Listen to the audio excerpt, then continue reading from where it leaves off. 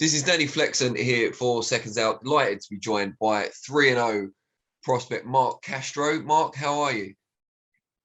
I'm doing great. How about yourself? I'm very good, thank you. Not as good as you, though. I'm not about to appear in my hometown for the first time as a professional next week. Fresno, California, of course. How excited are you to go home?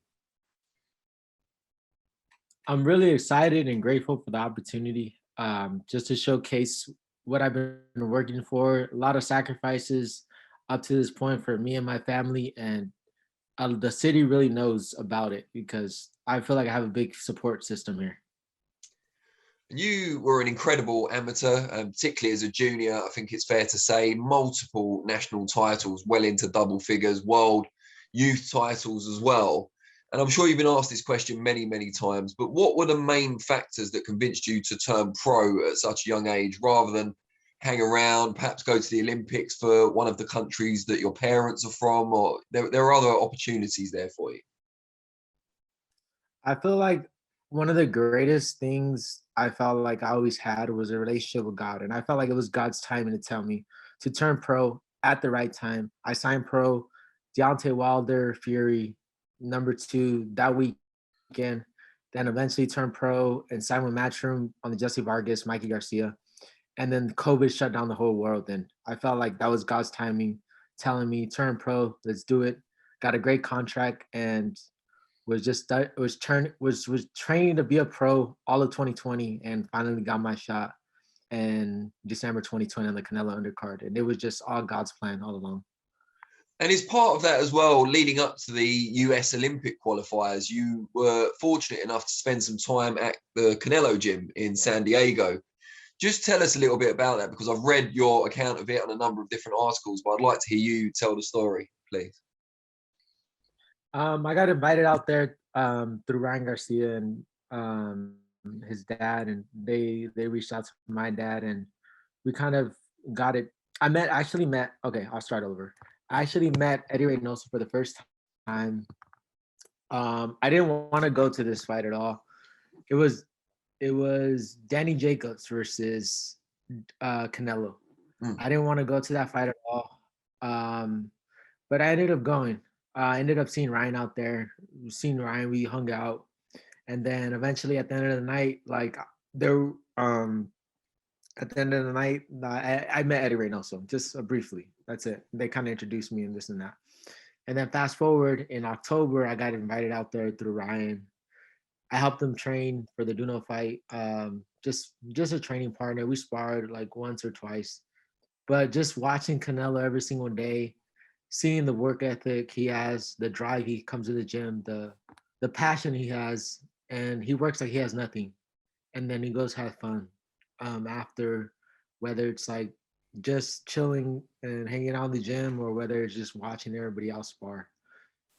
You could just I just learned that I could be here too. I could there's nothing different about Canelo. He just put in the work and the sacrifices. So clearly a great relationship struck up with Canelo. You've since been on a couple of his undercards as well.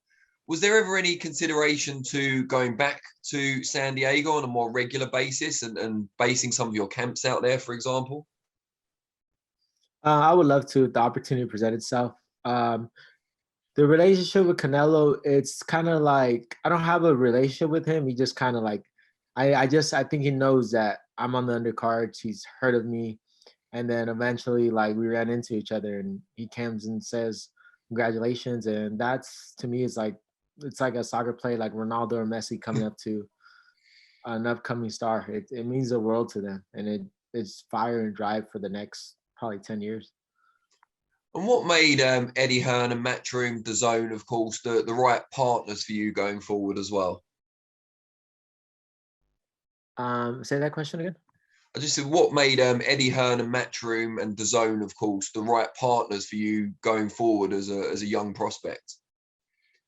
I feel like Eddie Hearn, I always said, is the future. He's a great promoter. I said that even before he got the 3 fights with Canelo, and I've been saying that since February. And I feel like I trust Eddie Hearn to move me the right way. I trust my manager Keith and my dad to all come with the great game plan And when Eddie Hearn signed me, he told me, we're going to make you a global star. And I feel like they're doing that little by little, fight by fight. And apart from Canelo, what other fighters do you either look up to or do you take influence from in terms of their style? Like right now, like it's probably like Canelo, because like a lot of the legends, like Roberto Duran, he's one of the greatest like fighters ever. Like he wasn't a boxer, he was a fighter. He came to destroy you mentally, physically. And then another fighter, Cesar Chavez, Julio Cesar Chavez Senior, great, like come forward style, but like kind of like relentless. And that's what I like kind of like in a fighter. Like they're relentless, but they have style. They have like their own swagger to it. Like Canelo walks around like he just knows what's about to happen. Duran knew like what's about to happen. Chavez just knew what he was about to do, what he's capable of. And I feel like the fighters nowadays there's only a few of them like that. There's like Canelo. I feel like Canelo's at the top. That's why I really look up to him. And your parents are from Mexico and El Salvador, respectively. Do you go into the ring feeling like you're representing 3 different countries all at the same time?